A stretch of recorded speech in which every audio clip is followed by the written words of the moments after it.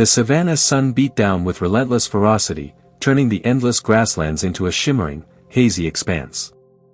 It was a day where the air itself seemed to vibrate with heat, and the only relief came in the brief shadows cast by the sparse acacia trees.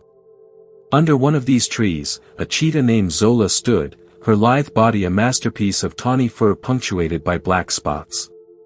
Her golden eyes, sharp and intelligent, scanned the horizon. Zola was a mother, and today, her maternal instincts were sharpened by the gnawing hunger of her 3 cubs. They were hidden away in a den a few miles away, their tiny bellies rumbling, waiting for her return. Lunch wasn't a luxury, it was a necessity, a lifeline in this unforgiving landscape.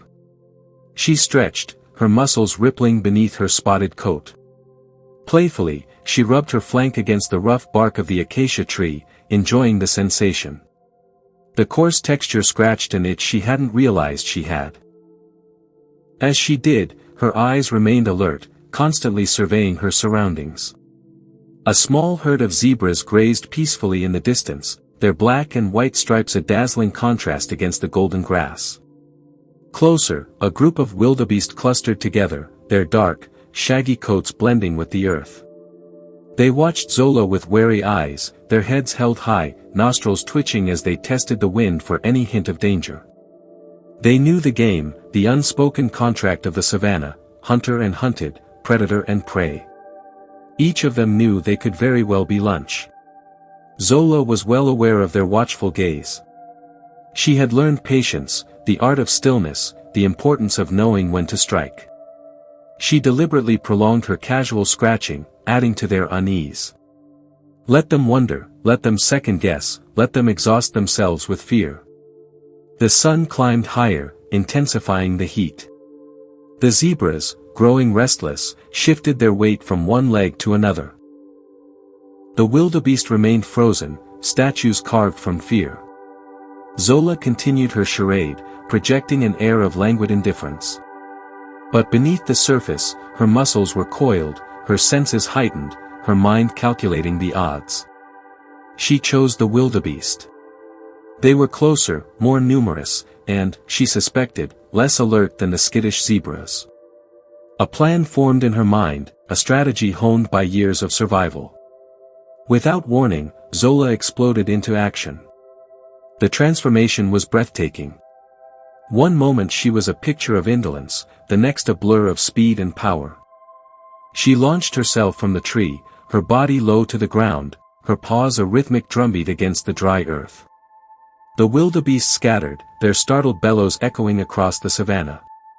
Dust swirled around their hooves as they surged forward, a chaotic wave of horns and muscle. But Zola was faster. She weaved through the panicked herd, her eyes locked on a young, slightly weaker wildebeest lagging behind. The chase was on. The ground vibrated. Please take a moment to like, subscribe and turn on the notification bell so that you will be notified whenever we upload new videos. Zola nudged the carcass towards them, her body slumping with relief. The cubs descended upon it, their tiny teeth tearing into the flesh. They ate with ravenous enthusiasm, their purrs of contentment filling the air. Zola watched them, her heart swelling with pride and fulfillment.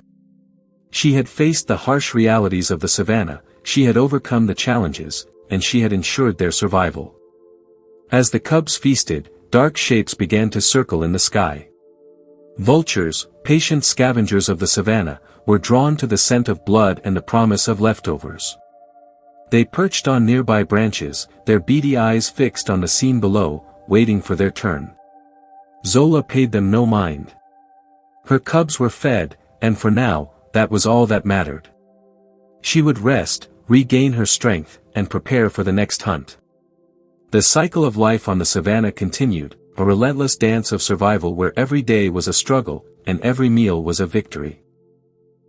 As the sun began to dip below the horizon, painting the sky in hues of orange and purple, Zola lay beside her cubs, the vultures still patiently waiting their turn for the leftovers.